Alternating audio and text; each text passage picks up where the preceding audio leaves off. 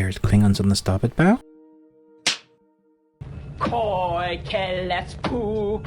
Hey, and welcome back to the Ruby Tuesday. My name's Ruben. If this is your first time here, we do lots of animation, world cinema, and any media that takes our fancy. If we are looking forward to a really quality piece of media, I try to avoid things that are just going to upset me and bore me.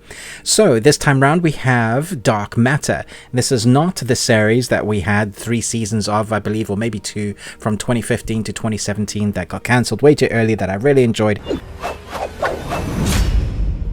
I'm gonna say yes. However, this is an Apple original TV series. It could be people's favorites depending on how you watch this. So let's get in and discuss. A man is abducted into an alternate version of his life. Amid the mind-bending landscape of lives he could have lived, he embarks on a harrowing journey to get back to his true family and save them from the most terrifying foe, himself. So this stars Joel Edgerton and Jennifer Connelly, and there are 9 episodes in total, ranging from 45 minutes to over an hour. It's quite a hefty chunk to get into. Now, because they're so chunky, because they come out weekly after the initial couple of episodes dropped, which have now dropped, I think you'll be okay watching it week by week, but you are going to lose some of that intensity that is driven by a sort of time presence that's always evident for our protagonist Joel Edgerton to get back to his family. There is something that is pushing him, a MacGuffin that is pushing him forward. Consequences if he doesn't get there in the time, as things start to unravel, then he's going to lose his family and everything that he wants to survive, and the consequences are even bigger than that. Now, we have 2 storylines here. One is now with the family that we follow, that is kind of the, I would say, the baseline presence, the baseline story that we come back to, because this is sort of timey-wimey, although it's not timey-wimey, it's multiverse-wimey. Something that I'm told that the book does well, and for me this series does well, is that even though there are many places for you to go on, many tangents, many different worlds, the science is confusing until, I would say, some said a couple of episodes, I'd say 3 or 4, you don't really quite understand what's happening or how it works into the story until you really are invested and have a more of an understanding of the wider story. And once you get that to that kind of midway point, you are then very much on journey for the protagonist to save, well, the protagonist to get what they're going after, no spoilers, for the science to be completely explained and see how they're going to use that science MacGuffin tunnel to try and bring about what they need with the time scale that they have in. Now, I thought all of that was wonderful. I did get a little bit drawn out of the 2 different times that we had. So what I mean by that is we keep going back to our main baseline time. We follow the family. It's a little bit tense. It's a little bit face-off. That's what it kind of reminds me of. And the first 2 episodes for me were different because I knew the thing that they were trying to show, and I was thinking, I hope this is not the mystery that you're going for, because I figured all of this out. And so that could kind of steer you away from it. It's like, I hope there's more mystery than they're letting on, because I get the science, but I also get the mystery that they're trying to elude, as we haven't figured out, but you kind of showed us, so we know that mystery, right? However, once you start thinking that you know everything, that you think everything is explained, wait until you hit episodes 5, 6, and then 7. It just gets crazier with each episode. And I don't mean crazy that you don't understand. It just gets bonkers with the science. And I don't know if you will believe in any of the science, but it is fun to put aside some of that logic, science base, if you are heavily into that sort of science. For me, I was able to put this into kind of the fantasy science section of my brain and enjoy the world and the story that they were creating within a very unique multiverse series.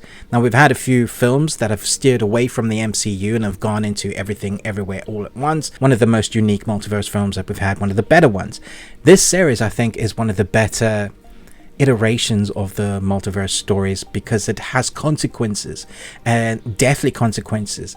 I love the fact that we get to spend some time in some of those other places, and you are left with a sense of wonder going, what happens when they open this door? What happens when they open this door?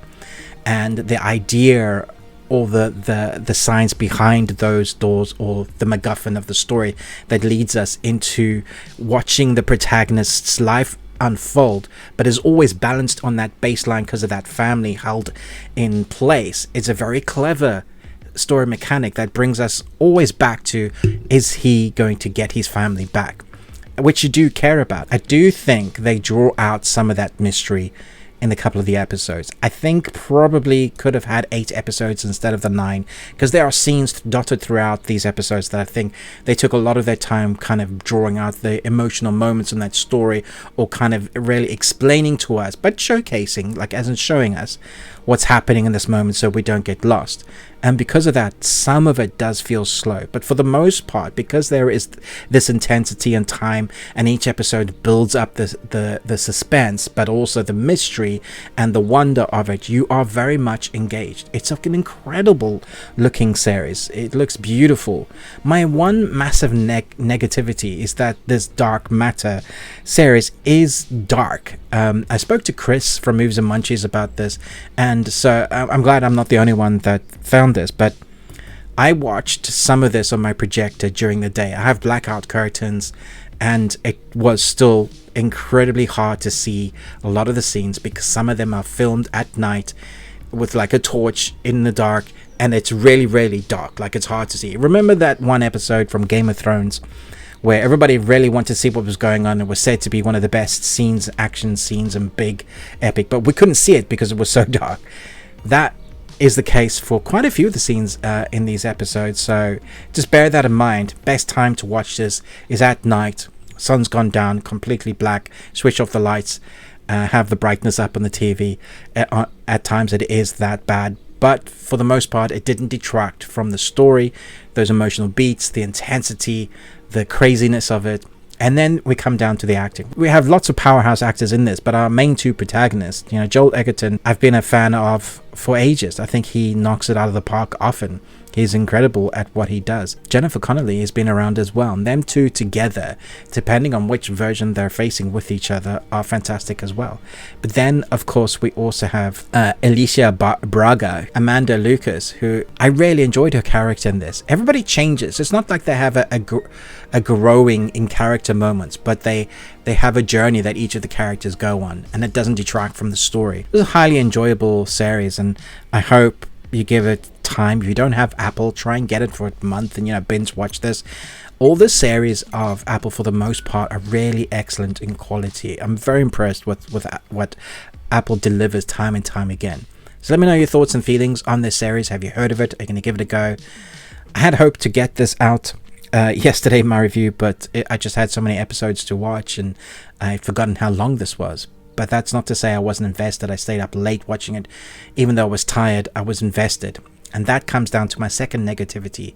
I think some people will, as I mentioned at the beginning, find it difficult to get back into that intensity because it's week on week. You may want to wait a few weeks, not all 9, but maybe 2 or 3 batches where you can watch them at 2 or 3 episodes, really get into the tone of what the series is going for, what the creators wanted for. So even though it's weekly, it feels like a long movie that is just kind of chopped up. I mean, essentially that's what a series is, but some are devised for being on episode weekly. This feels like you kind of want to watch it in one story. So I'd love to hear your thoughts about this. Let me know if you are a fan of the book. Did you think they adapted it fairly well if you've seen the series? Totally going to give this 4.5 Nicolas Cages out of 5. You got one. Thanks so much for watching, but most of all, until next time, remember, live long and Tuesday.